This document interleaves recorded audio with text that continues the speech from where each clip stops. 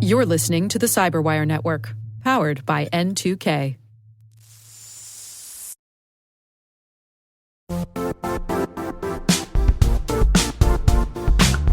Hey everybody, Dave here. I want to talk about our sponsor, LegalZoom. You know, I started my first business back in the early 90s, and what I would have done to have been able to have the services of an organization like LegalZoom back then. Just getting all of those business ducks in a row, all of that technical stuff, the legal stuff, the registrations of the business, the taxes, all of those things that you need to go through when you're starting a business, the hard stuff, the stuff that sucks up your time when you just want to get that business launched and out there. Well, LegalZoom has everything you need to launch, run, and protect your business all in one place. And they save you from wasting hours making sense of all that legal stuff. Launch, run, and protect your business to make it official today at LegalZoom.com. You can use promo code CYBER10 to get 10% off any LegalZoom business information product, excluding subscriptions and renewals.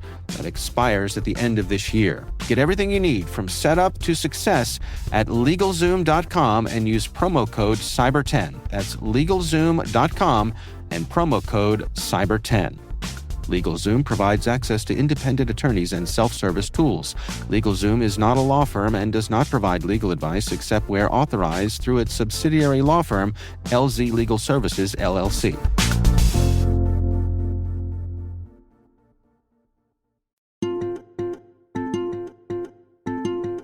My name is Teresa Shea, and I am a vice president at Raytheon, running a group called Cyber Offense Defense Experts.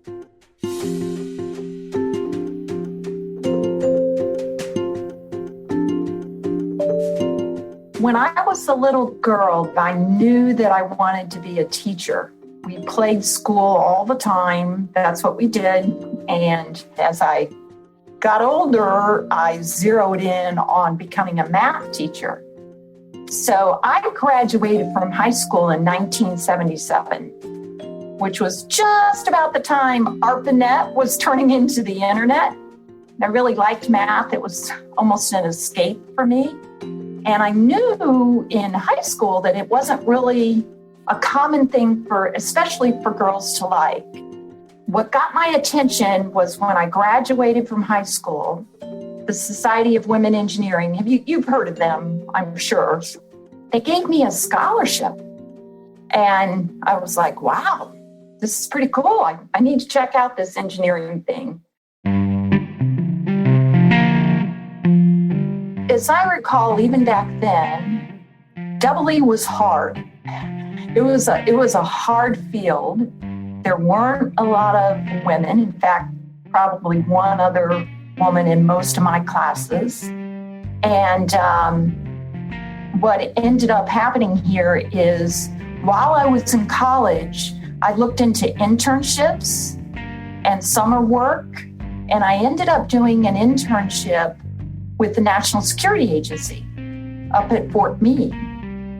And that was a highlight. I mean, a real highlight of my experience. I got exposed to the mission there, and I got exposed to the people there, and it was just awesome.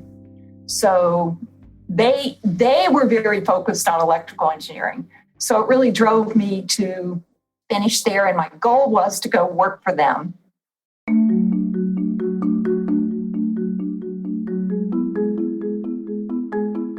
I was the SIGINT director there in 2013 when the whole Snowden affair happened. And I knew that we were going to have to recover from that quickly, in that we were going to have to adapt new technologies faster than we were able to build them ourselves. And so I got exposed to a strategic investor for the intelligence community called In-Q-Tel.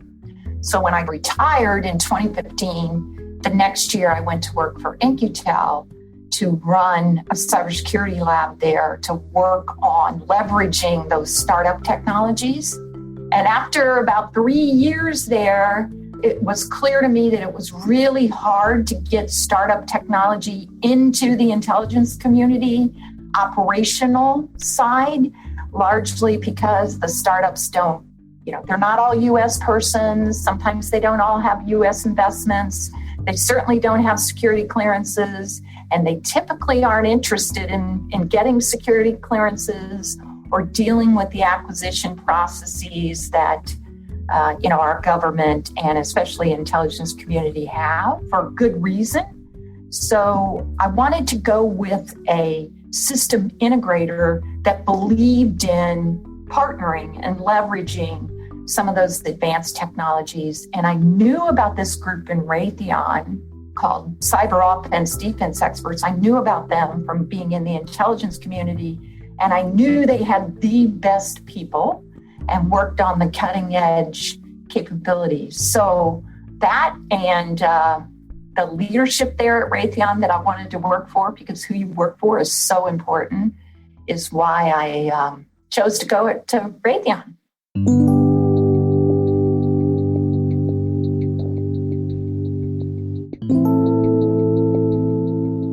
There's a lot of discussion about success, right? How do you define success? But really what matters to me is not so much any success that you might think I had, but what matters to me is really about the significance in people's lives.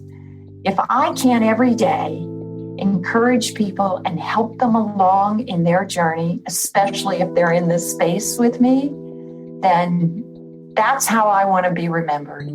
I do believe that, every act of encouragement or empowerment really matters. And we need to be doing that for each other. And we need to do it with integrity and compassion and character, quite frankly. So it's what I strive for every day. And I hope that's what I'm remembered for.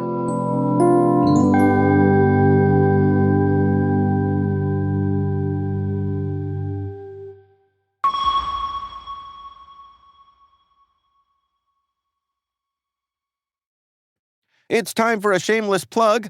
On behalf of myself and my amazing Hacking Humans co-hosts, Maria Vermazis and Joe Kerrigan, we are hoping to earn your vote.